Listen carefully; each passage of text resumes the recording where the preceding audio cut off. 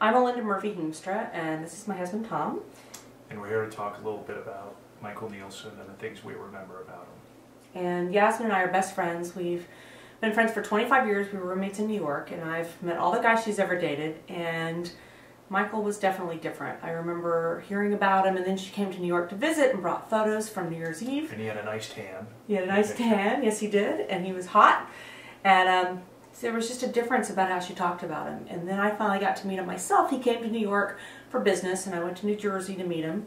And we had a great time. It was just the two of us. Dinner was very easy, and I thought, this is the guy, and he was. And then he moved to New York, or they moved to New York.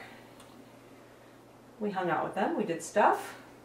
Outdoors. They're very big into the outdoors, Yaz and Mike are. So, and Michael's a huge Green Bay Packers fan. The only Dane that I know that's a Green Bay Packer fan. And so in the fall, their weekends were dominated, at least Sundays, with Packer games. You guys could talk about football. That's true.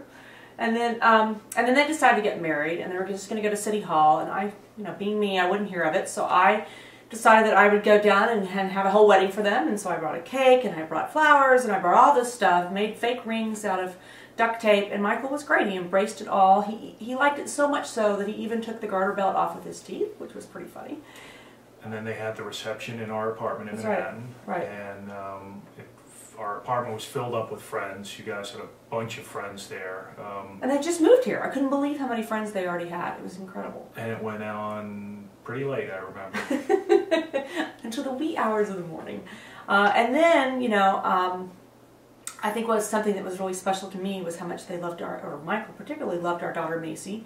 We have another on the way, but he was attached to Macy. He embraced Macy, so much so that he had pictures of her on his computer at work. Yeah. And he liked to show off pictures of Macy. For her first birthday, he spent a lot of time trying to pick out a toy, and he ended up with this. Big handle, like you can see like that. Right. It's sitting underneath.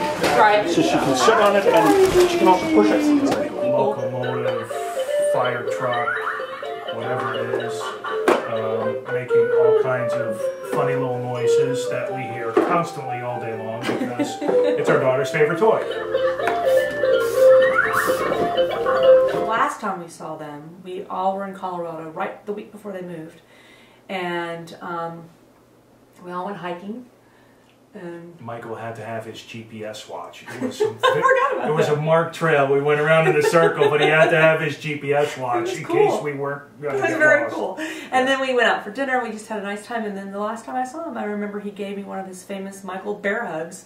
And he looked so happy and so excited about his next adventure.